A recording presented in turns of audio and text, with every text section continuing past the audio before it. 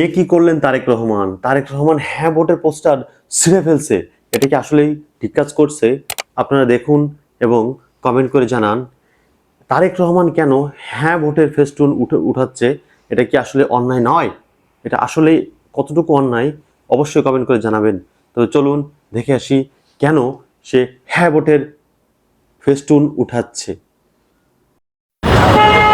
পরিবর্তনের জন্য হ্যাঁ ভোট দিন, কিন্তু আমার প্রায় 100 ফেস্টুনের উপরে এটা লাগা দিয়ে গেছে। একটু আগ পিস করে লাগাতে পারতো না?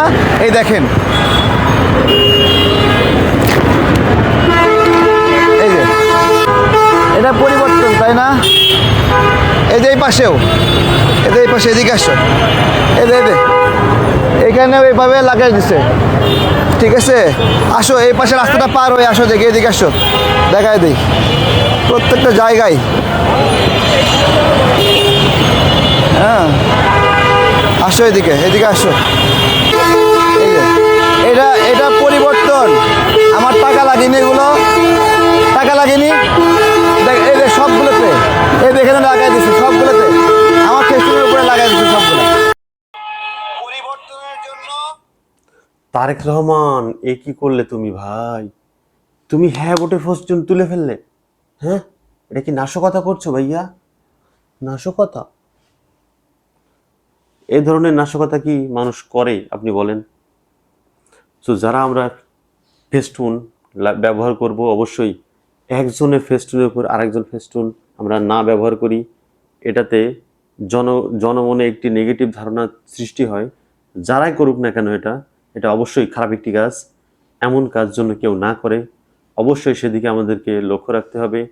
আমাদের বিবেক কাজে লাগাই, সত্যকে সত্য বলি, মিথ্যাকে মিথ্যা বলি।